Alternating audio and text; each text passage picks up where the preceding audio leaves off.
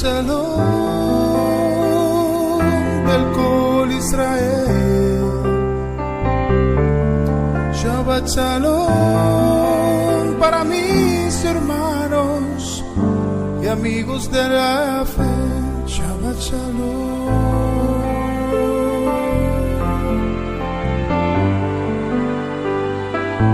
Shabbat Shalom. Ki misión Tetze Torah, Ki misión Tetze Torah, Udavar Adonai Yerushalayim. Shabbat Shalom, sean todos bienvenidos a la introducción de la porción semanal de la Torá. Udavar Adonai Yerushalayim, Baruch Shenatan Torah, Torah, Baruch Shenatan Torah, Torah, Le'amo Israel Mikedushato, a través de Yeshua. Shabbat Shalom, amados, buenas noches, que el Eterno le bendiga, que el Eterno le guarde, que el Eterno haga resplandecer su rostro sobre ustedes, tenga de ustedes misericordia y les dé Shalom. Le damos la más cordial bienvenida al programa de los viernes de la introducción de la porción semanal de la Torá. Declara la Escritura en el libro de Shemot, capítulo 31, verso 16, los hijos de Israel guardarán el Shabbat, cumpliendo con él de generación en generación, siendo este un pacto perpetuo, una señal entre el pueblo de Israel y yo, porque en 6 días Elohim creó los cielos y la tierra, y en el 7º día descansó. El día de Shabbat es el día más importante de la semana, el lugar donde nos apartamos desde el viernes hasta el Shabbat a estudiar la Torá, a conocer la porción de la semana. En esta semana tenemos la porción número 16, Beshalach. Comparte a esta transmisión en sus redes sociales y suscríbase a este canal Raíces Hebreas de la Fe si todavía no lo ha hecho. También saludamos a nuestros hermanos, delegados y colaboradores, seguidores en todas partes en donde nos estén sintonizando. Ya estamos por acá, por casita, y les agradecemos a todos ustedes por sus plegarias, con toda esa trayectoria que tuvimos, bastante larga, pero aquí estamos de nuevo. Por eso dice la Escritura que la tierra es un círculo. Salimos de un punto y regresamos a ese punto. Saludos a los hermanos de allá del Reino Unido. Así es que vamos a iniciar, amados hermanos, de inmediato. Y quiero primero presentarles, pues ustedes ven ahí, este es el estudio número 16 del libro de Shemot. Ahí usted puede ver Beshalach, para que usted le dé seguimiento ahí a lo que son todas las parashá. La porción se encuentra en el capítulo 13 del libro de Shemot, verso 17. Baruch atah Adonai Eloheinu melech haolam asher kidishanu bemitzvotav v'tzivanu al divrei Torah. Bendito seas tú, eterno Elohim soberano, Rey del universo, que nos ha santificado con tus mandamientos y nos ha dado tu Torah, una Torah de verdad, una Torah emet. Toda Rabá, Padre eterno, porque nos ha dado tu Torah. Pues ahí usted puede ver la porción, la primera aliyá, capítulo 13 al 14 para el domingo, aliyá 2 para el lunes, capítulo 14, 9 al 14, 14, aliyá número 3 para el martes, capítulo 14 del 15 al 25, aliyá 4 para el miércoles, capítulo 14, 26 al 15, para el jueves, aliyá número 5, capítulo 15, 27, aliyá 6 para el viernes, capítulo 6, verso 16, y aliyá 7, capítulo 17, verso 1 al 16, para Yom Shabbat.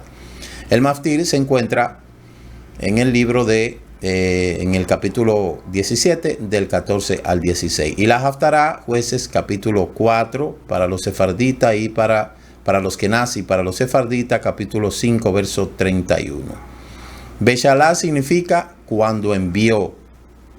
Cuando envió significa esa aliyah, esa parashá. Y obviamente siempre tenemos que hablar del tema, porque para eso las parashá tienen un tema. ¿Y de qué habla? ¿De qué es que habla ese tema? Habla de que cuando el Eterno le dijo a Moshe que se presente ante el faraón, porque él lo había hecho pesado para mostrar estas señales en medio de ellos. Entonces, por eso es que la parashá se llama Beshalach. Beshalach significa cuando envió, es decir, cuando el Eterno envió a Faraón. Y esta palabra que ha sido traducida como preséntate es, vamos a ver un momentito, espérese. Vamos a ver. Muy bien, Beshalach.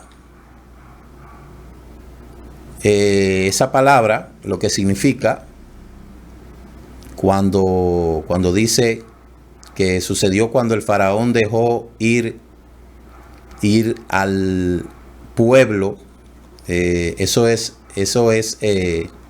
lo que quiere decir Beshalach, y cuando envió.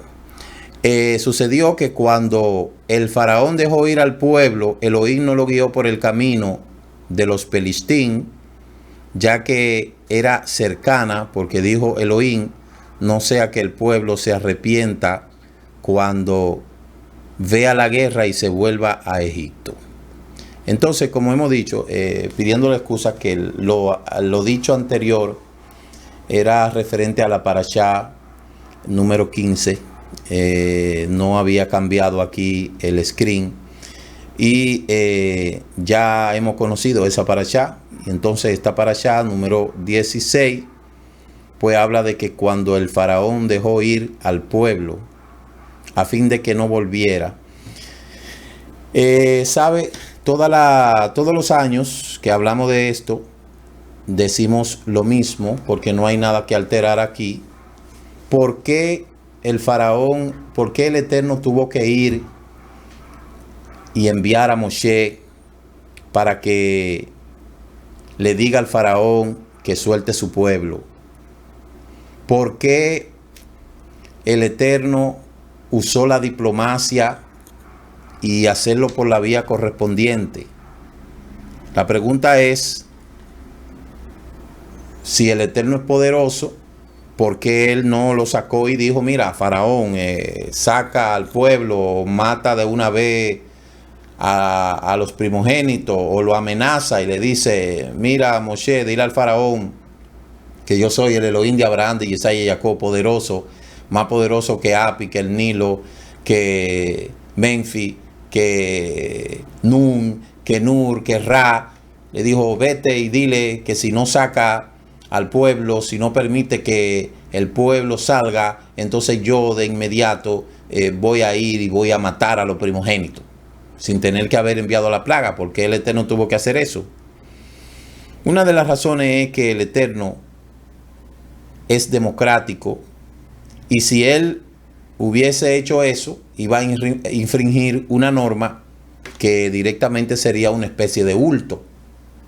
¿Por qué? Porque el pueblo de Israel no llegó solo a Egipto, como también el pueblo de Israel no fue esclavizado solo. Y el Eterno fue por la vía diplomática para no infringir esa ley, porque él respeta y de cierta manera la esclavitud de los egipcios fue mutua, fue un mutuo acuerdo. Todo estaba bien hasta que los egipcios comenzaron a oprimir a Israel. Todo estaba bien, todo estaba tranquilo, ellos estaban tranquilos, no había ningún problema.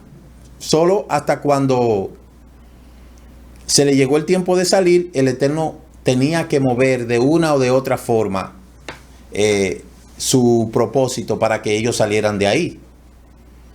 Pero créame que yo soy de lo que pienso que si el faraón no hubiese encrudecido su mano contra los israelitas, ellos no salen de Egipto. Ellos se quedan ahí porque ellos estaban cómodos.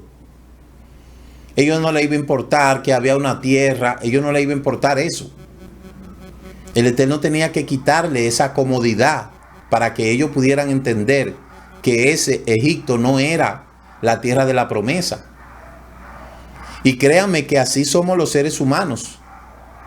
Si el Eterno hubiese permitido que los egipcios trataran bien a los israelitas, ellos nunca habían salido de Egipto, porque ellos estaban cómodos. Tenían buena tierra, tenían una ciudad tranquilo, sus familias estaban tranquilas, trabajaban, cosechaban, pero no adoraban al Elohim de Israel, se habían perdido en la adoración. Entonces, si el pueblo egipcio no hubiese oprimido a Israel, entonces ellos no hubiesen salido de ahí. Lo que indica que el Eterno tiene que crear a veces cierta dificultad para sacarnos a nosotros de lo que en educación se llama nuestro espacio de confort. A veces el espacio de confort no es el propósito que el Eterno tiene para ti, porque no puede ser conformista. Entonces, cuando el Eterno ve que una persona que tiene llamado, que tiene propósito para cosas grandes, se conforma con lo más mínimo, entonces Él tiene que crear una situación eventual para poder moverlo de ahí. Usted no ve lo que le pasó a Jacob.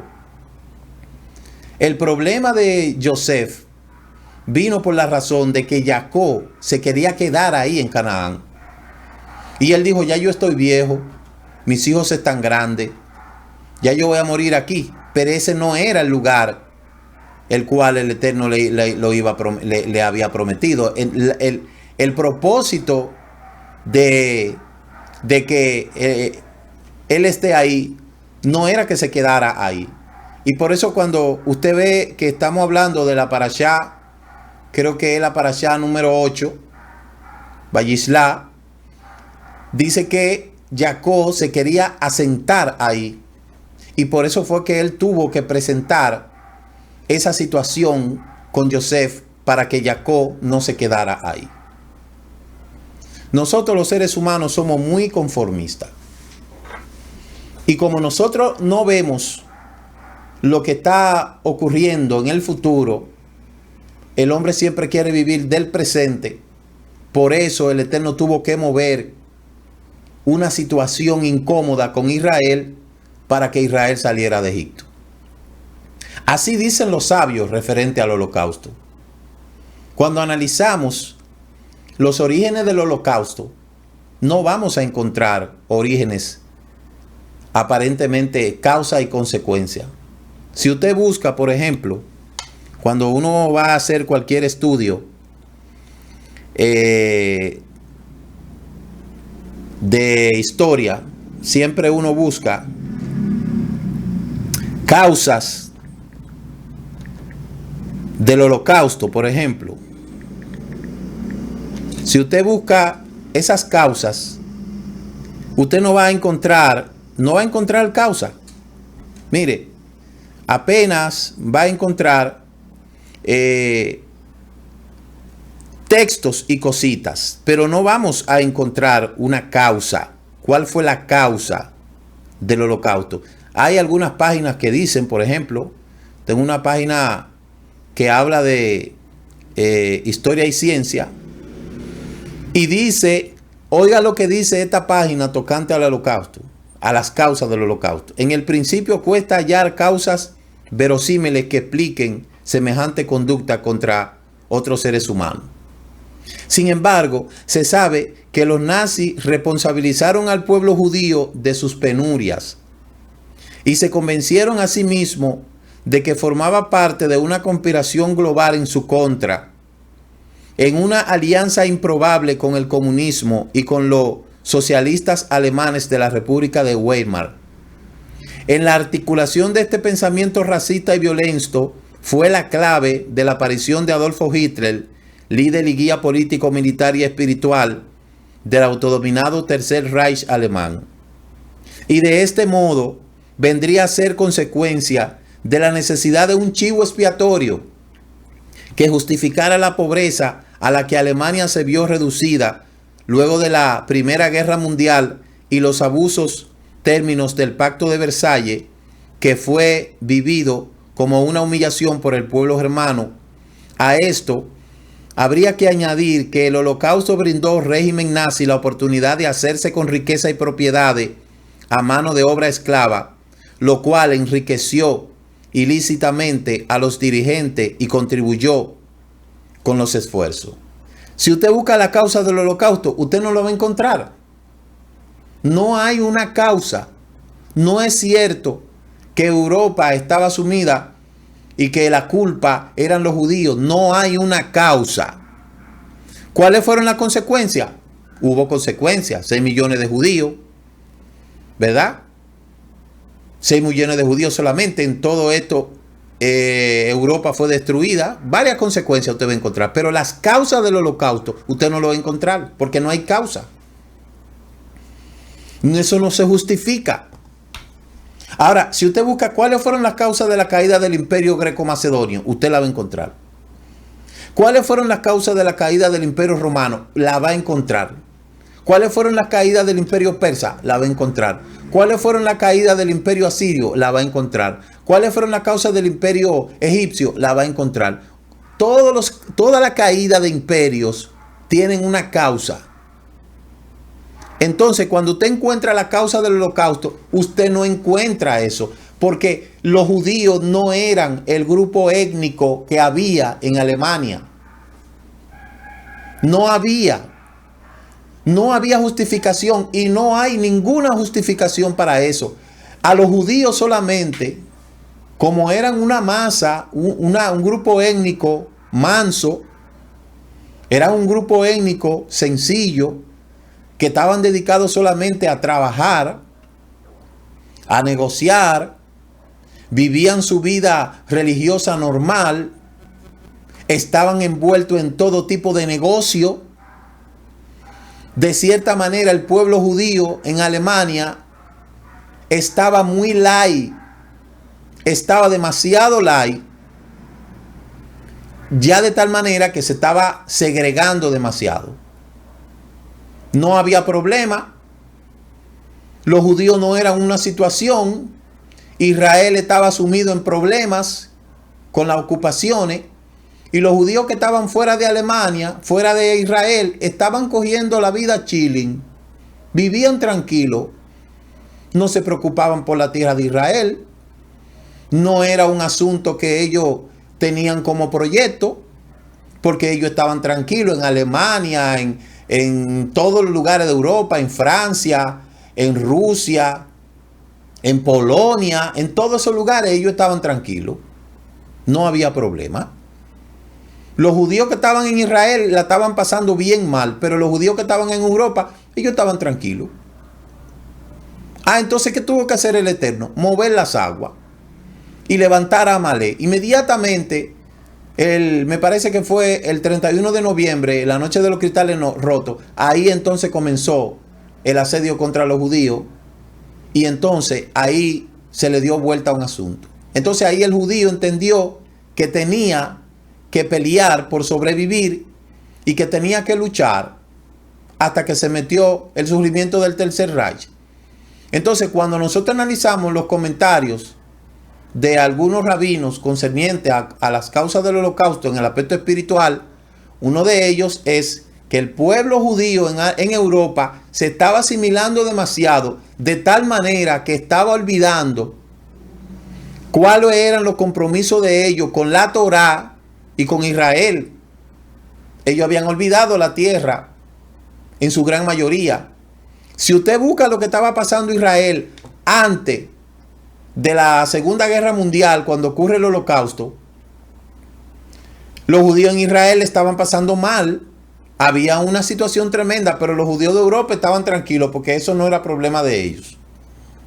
Entonces, cuando se metió el problema en Europa, que era el lugar en donde había una determinada cantidad más grande de judíos en todo el mundo, entonces ahí comenzó el Eterno a mover las aguas y se dieron cuenta que ellos eran parte de una promesa y que Alemania no era la promesa final que el Eterno le había dado. Ni Polonia, ni Francia, ni España, ni Rusia, ni ninguno de esos sitios. A pesar de que ya anterior habían ocurrido grandes ataques contra los judíos desde la Edad Media, cuando ocurrió lo que fue la expulsión de los judíos de España. Pero la expulsión de los judíos fue de España, no fue de Alemania. Entonces, cuando nosotros buscamos algunas causas espirituales, la vamos a encontrar. Y cuando ocurre el holocausto, que son sacrificados 6 millones de judíos, entonces ahí se dieron cuenta que en Israel había un lugar para ellos, y es cuando comienzan a trabajar con lo que es el sionismo para crear un estado que se llama Israel después de la Segunda Guerra Mundial. Pero si la Segunda Guerra Mundial, si no hubiese ocurrido el holocausto, los judíos se iban a quedar tranquilitos en Europa y la tierra de Israel iba a seguir siendo pasada a mano de otros y no iba a existir un estado que se llama Israel. Entonces, el Eterno tiene que mover las cosas para sacar a la gente de su espacio de confort.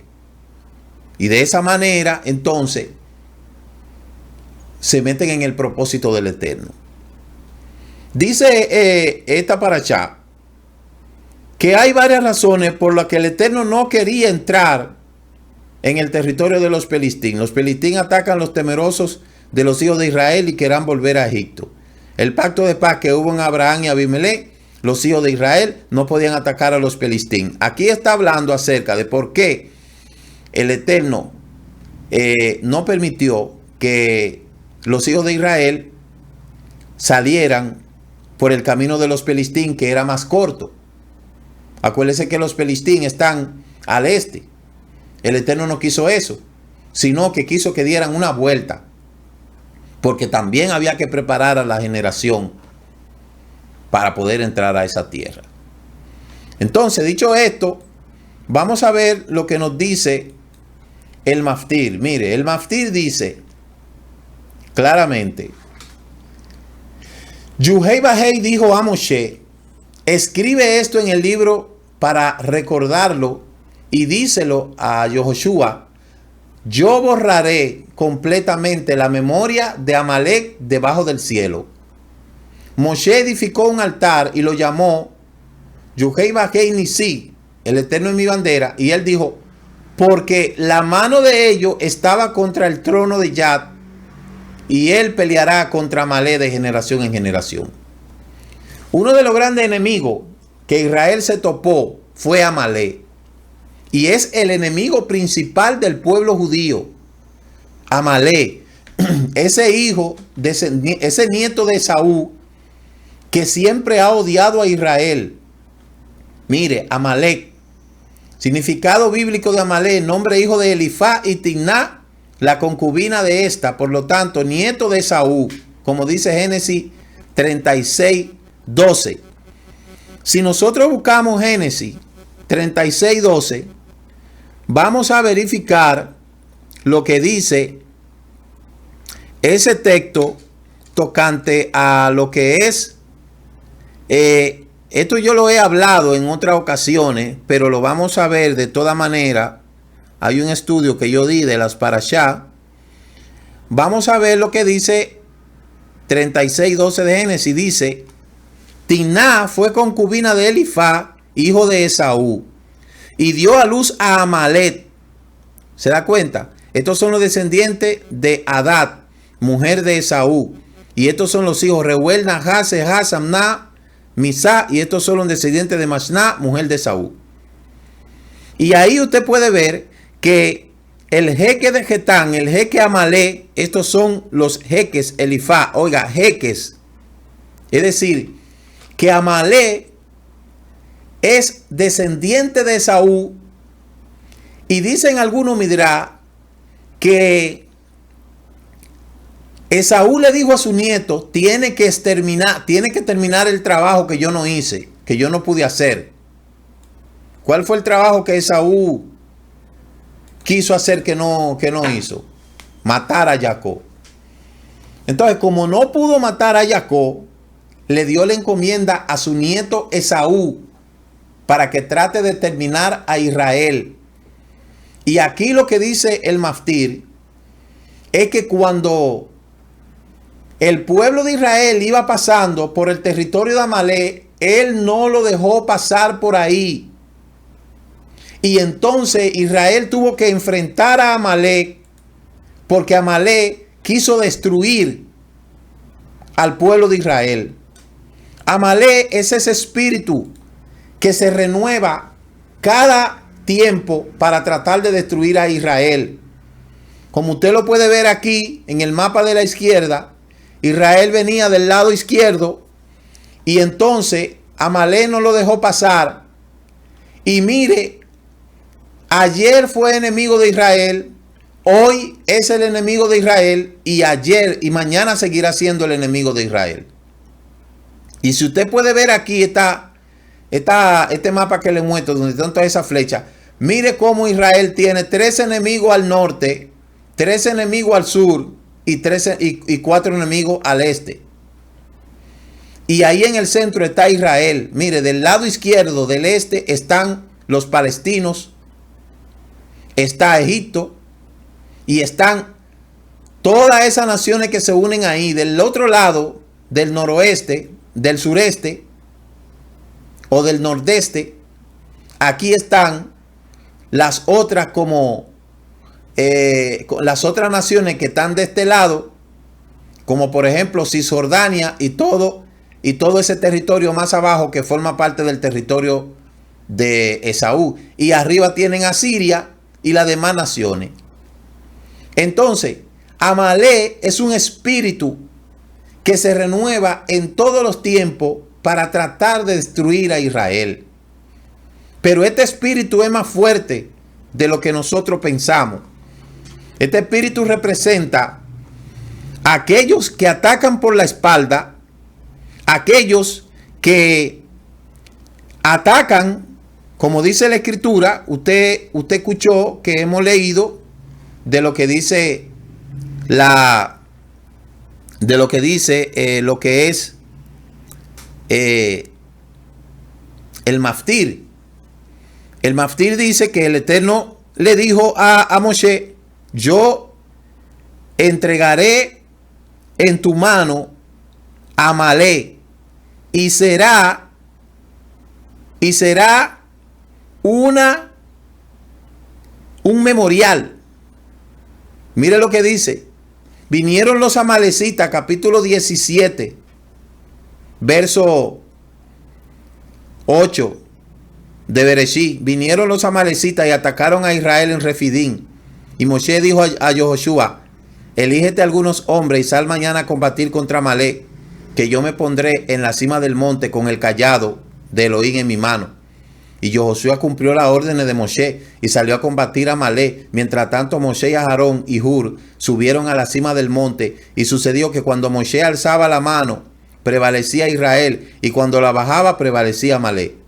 Se le cansaron la mano a Moshe, y entonces tomaron una piedra y se la pusieron debajo y se sentó sobre ella, mientras Aarón y Hur le sostenían la mano a un lado y al otro, y así resistieron su mano hasta la puerta del sol. Y Yehoshua derrotó a Amalek y a su pueblo a filo de espada. Y el Eterno le dijo a Moshe: escribe esto en un libro para que sirva de recuerdo, y haz saber a Yehoshua que yo borraré por completo la memoria de Amalek debajo de los cielos. Y después edificó Moshe un altar y puso su nombre Yahweh Nisí. Entonces, Amalek es ese espíritu de traición que siempre quiere atacar a los indefensos. Ese espíritu de traición que siempre quiere traicionar. Ese espíritu de traición que siempre quiere atacar por la espalda como un cobarde. Amalek fue el enemigo de Israel. es el enemigo de Israel y será siempre el enemigo de Israel.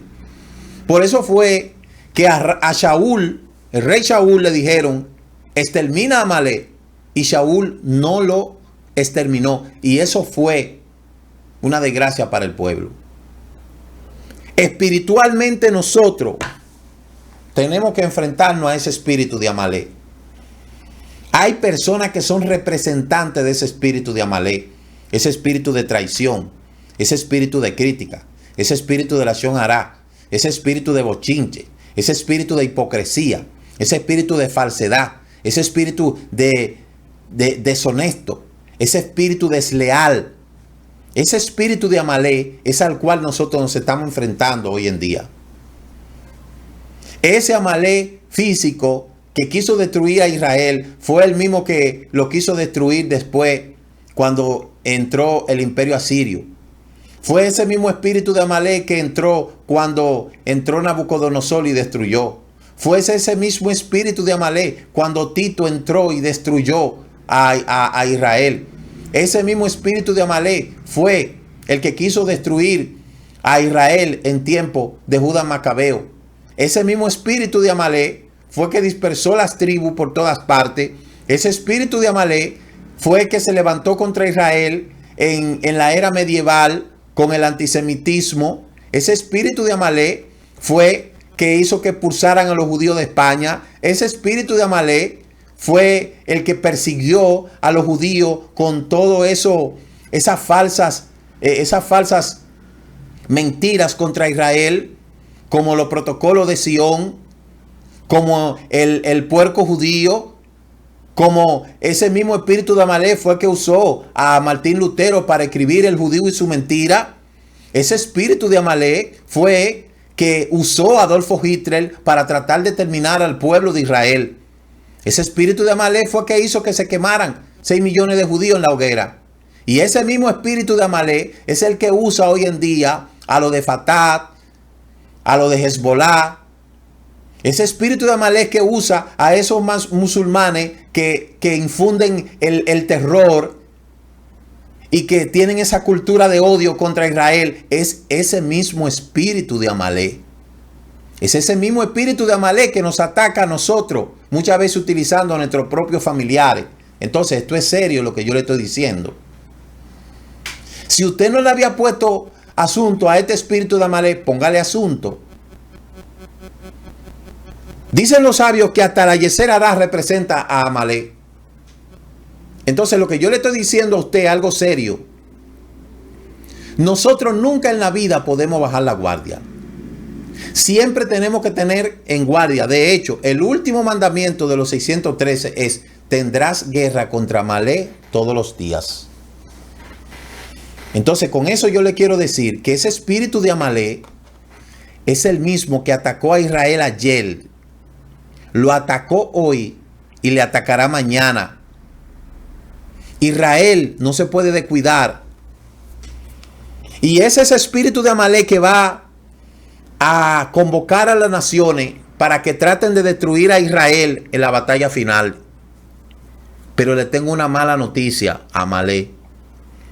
El Eterno te va a destruir. El Eterno va a volver tu vida ceniza junto con todos sus enemigos. Israel vencerá.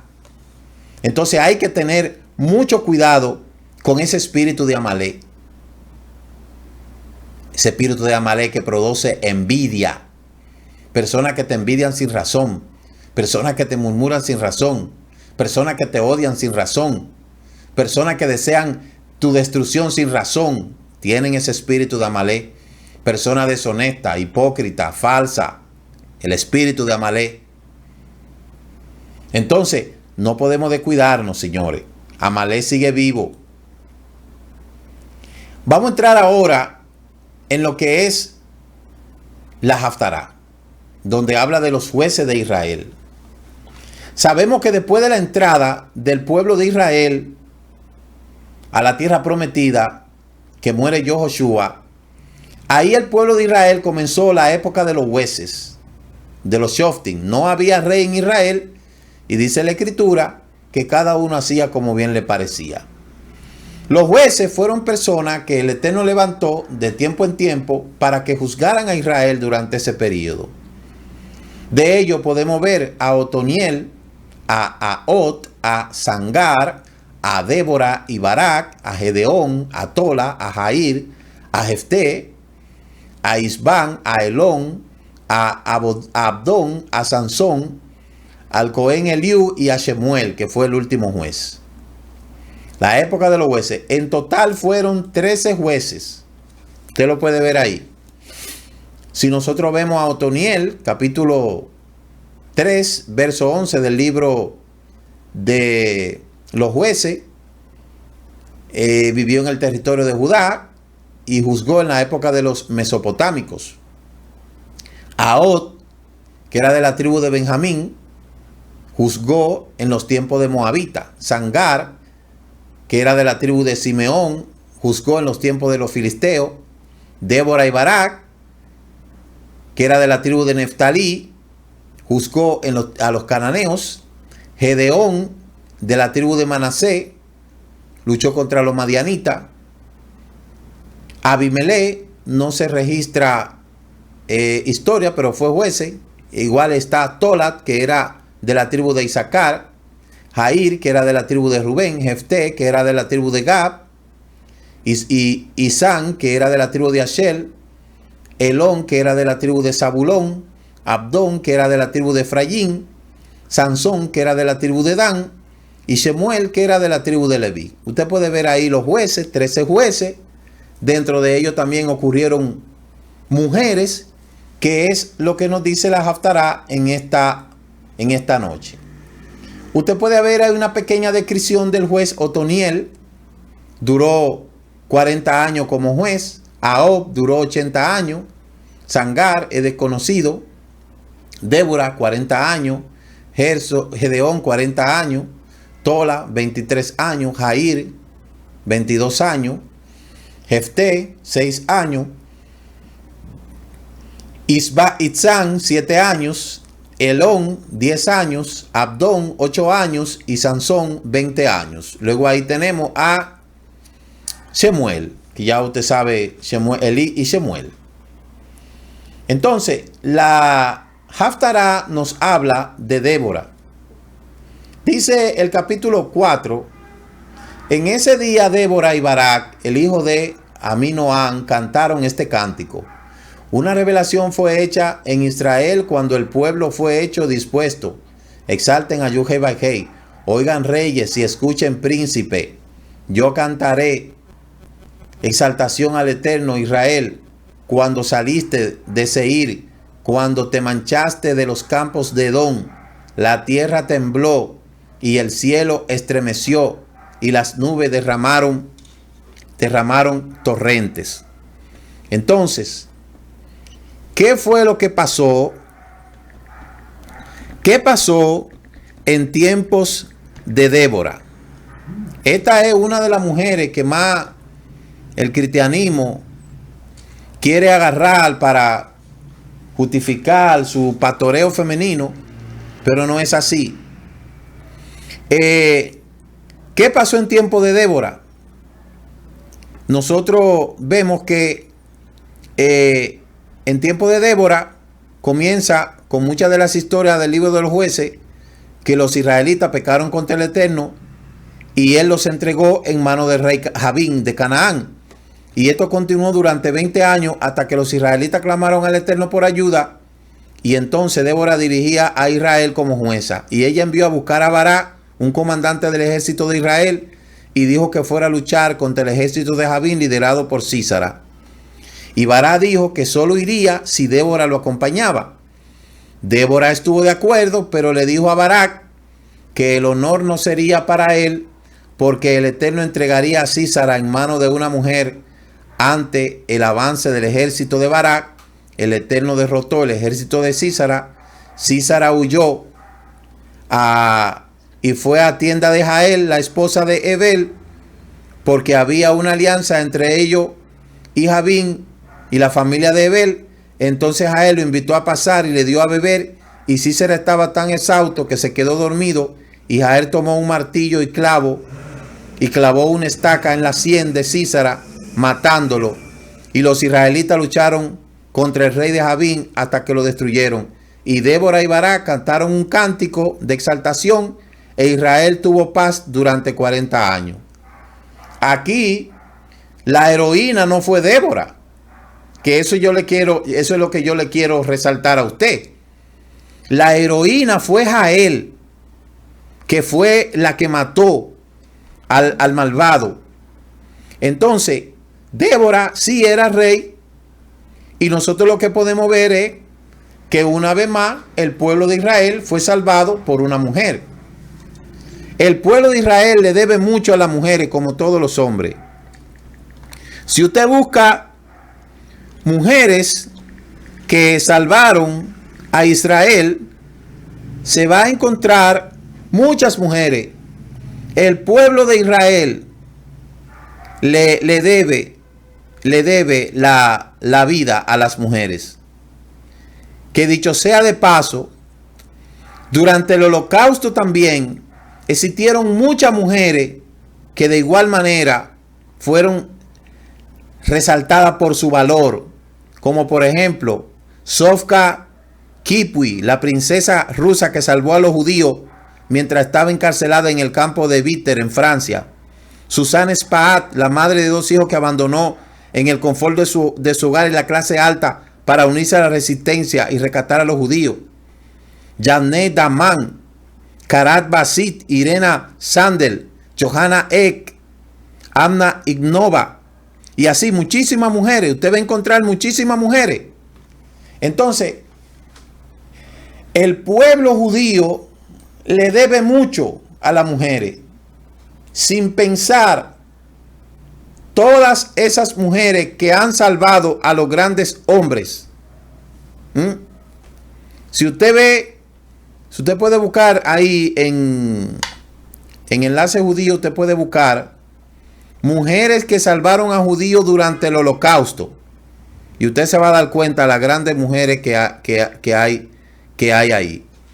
En la Escritura sabemos de muchas mujeres que salvaron al pueblo, como Rahab, que fue la que salvó a los que fueron a explorar la tierra. Roda, mujer de fe dura. Está Jael, que fue la mujer que mató a Sísara. Está Esther, ¿verdad? Está la criada y la esposa de Naamán. Pero también vamos a encontrar otras mujeres, como por ejemplo la que salvó a Moshe de las aguas. Tenemos a Sara. Tenemos a la hermana de Moshe, que lo salvó de las aguas. Y así mismo vamos a ver que en el pueblo de Israel, el pueblo fue salvo por una mujer. Yo escucho muchas personas decir que no, que los judíos maltratan a las mujeres. Eso es falso de toda falsedad. Al contrario, el judío le da el valor que la mujer representa. Ahora, lo que el judío ha hecho una distinción entre el quehacer femenino y el quehacer masculino, que son dos cosas muy diferentes. Pero la espina dorsal de la raza humana desprende de una mujer. Eso es lo que a muchos hombres no quieren entender. Entonces, el pueblo judío, una vez más, fue salvado por Débora. Pero la heroína fue Jael. Ella fue la que mató al general Sísara. ¿Se da cuenta? Entonces, eso es lo que resalta la Haftará. La Haftará, vamos a leer un poquito ahí para que usted vea lo que dice.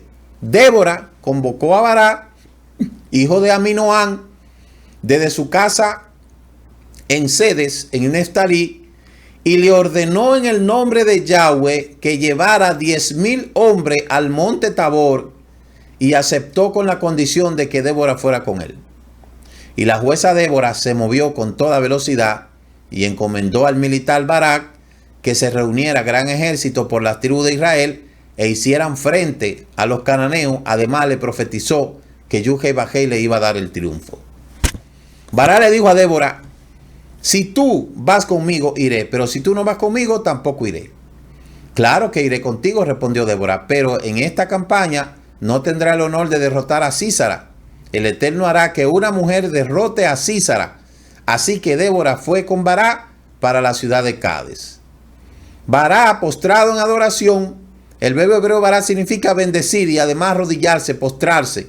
Y la palabra hebrea relacionada con Berajá, cuyo significado es bendición o un regalo presente dado a otros, rodilla por respeto. Entonces la historia habla de la derrota de los cananeos dirigidos por Sísara a mano de los hebreos bajo el liderazgo profético de Débora y el liderazgo militar de Bará.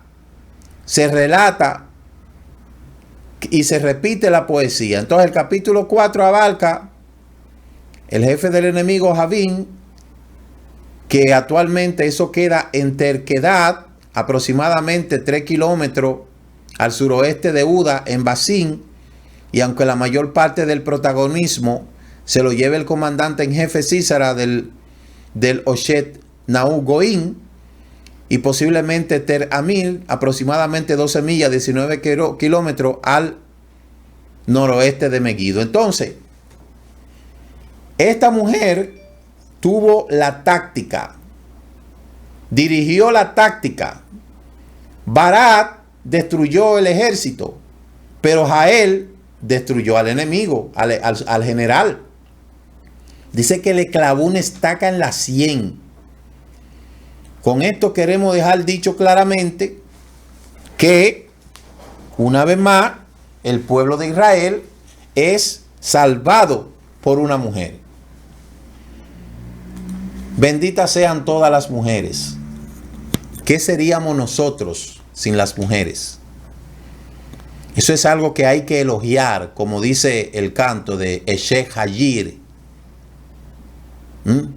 Una mujer en mano del Eterno es una arma mortal poderosa contra los enemigos de la fe. Pero una mujer en mano de la tiniebla también es una arma poderosa para destruir las cosas. Entonces, una vez más, nosotros vemos aquí que la mujer es un ser admirable. Oiga bien. La mujer, en cierta manera, es más valiente hasta que el propio hombre. Por eso yo no me extraño de que en todos los lugares donde nosotros vamos, usted ve toda la mujer estudiando y acercándose a la Torah. ¿Y dónde están los hombres? ¿Dónde están los hombres? Las mujeres van a ser muy recompensadas porque ellas han tenido más visión hasta que los propios hombres. Y para muestra un botón, las ruedas de este ministerio es femenina. Entonces, benditas sean las mujeres. Y le invitamos a que sigan adelante, siga dirigiéndose, siga dejándose dirigir por el Eterno, y que el Eterno haga con usted y cumpla su voluntad. Los hombres, muchos tendrán que dar cuenta al Eterno por cobarde, por cobardes, que solamente son macho para atacar a la mujer, como vemos en este tiempo.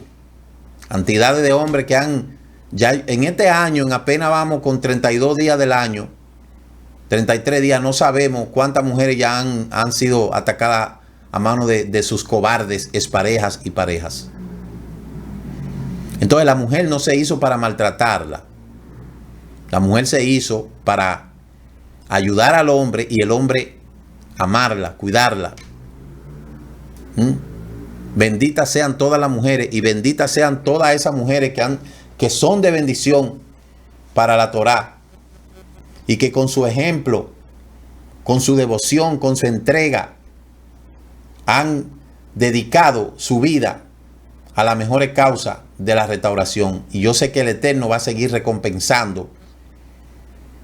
Entonces, una vez más, el pueblo de Israel fue salvado por una mujer.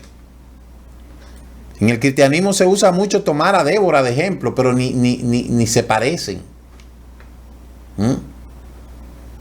Toman a Esther, toman a cuántas mujeres, pero estas mujeres eran mujeres humildes, sencillas, mansas, e hicieron historia, y por eso están ahí.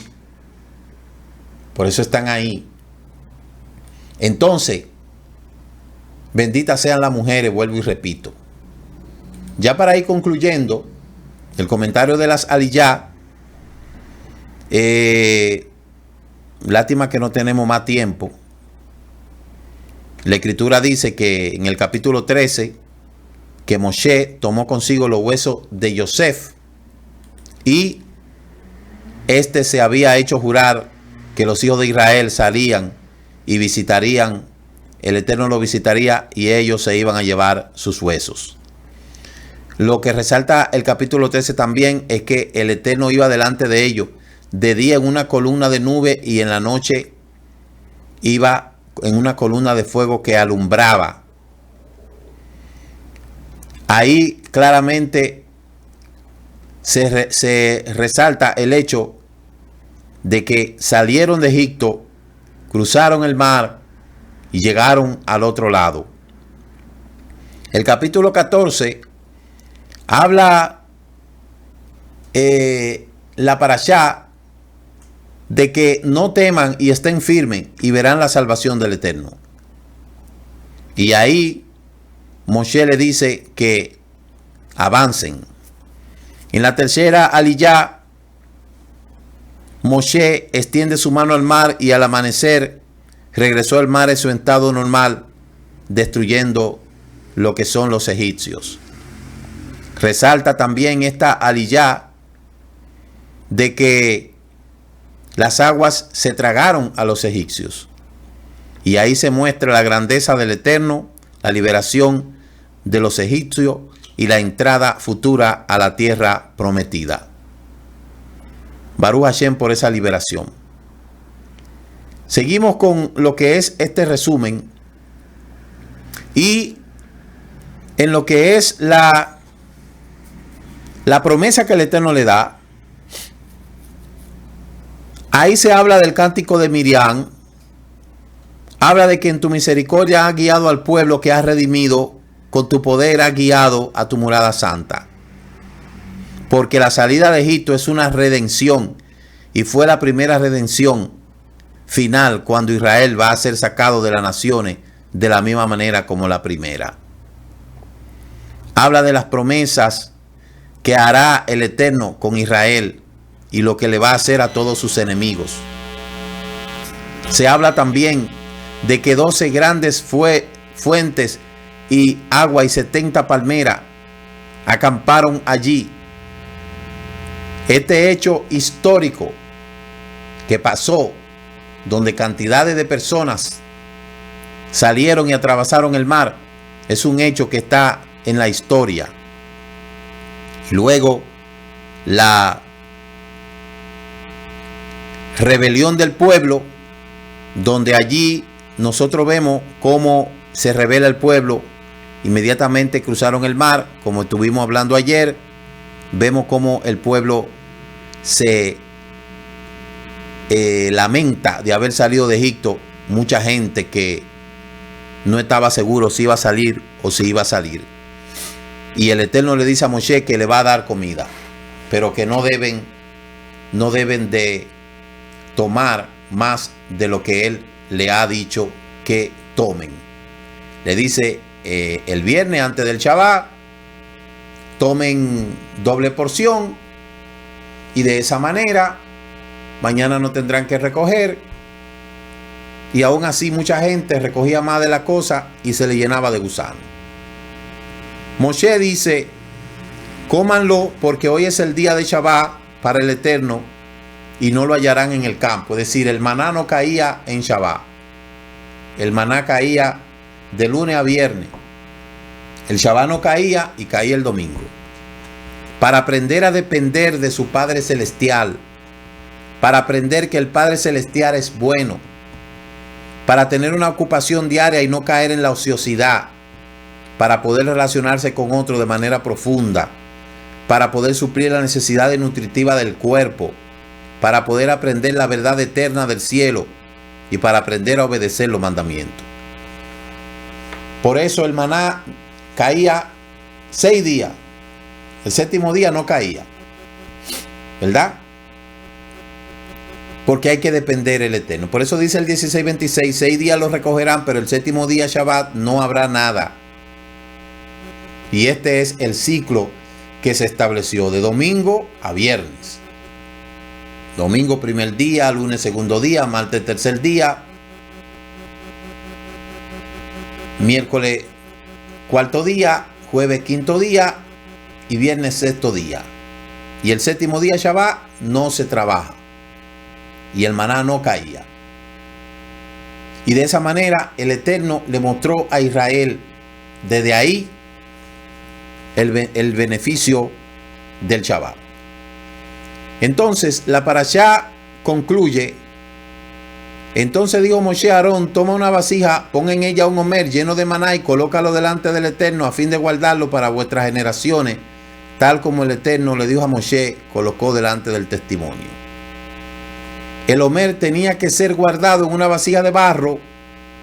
La palabra testimonio significa las 2 piedras, y de allí es donde después, cuando se construye el arca, nosotros vemos que se incluye el maná, las 2 tablas, la vara de Aarón, etc.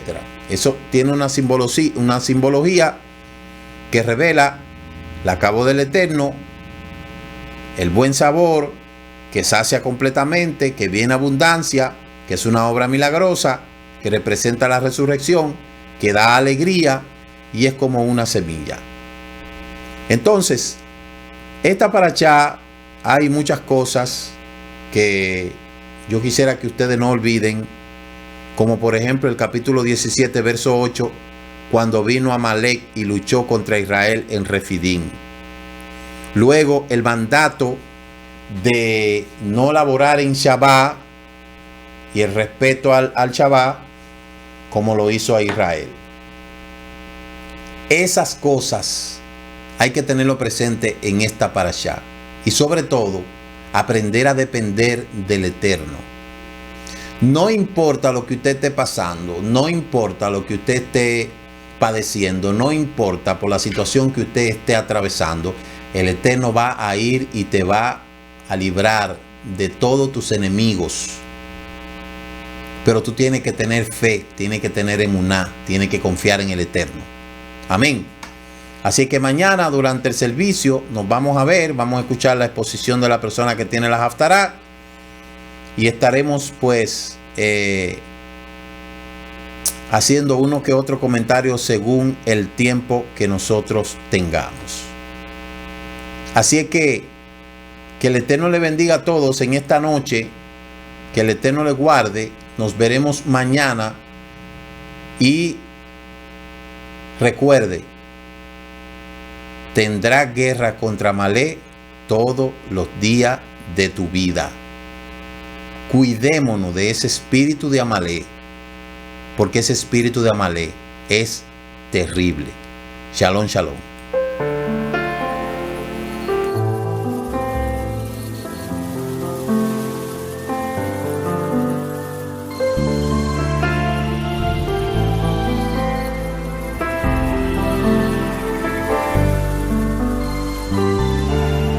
Shabbat Shalom del Kol Israel. Shabbat Shalom para mis hermanos y amigos de la fe. Shabbat Shalom.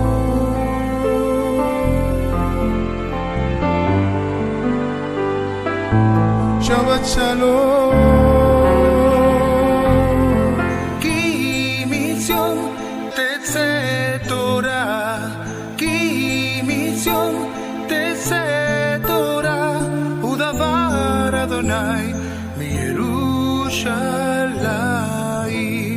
Muchas gracias por haber compartido con nosotros la porción semanal de la Torá. Comparta con aquellos que de verdad desean aprender las raíces hebreas de nuestra fe y nos veremos la próxima semana en la introducción de la porción semanal de la Torá. Shabbat Shalom. Laila Tov.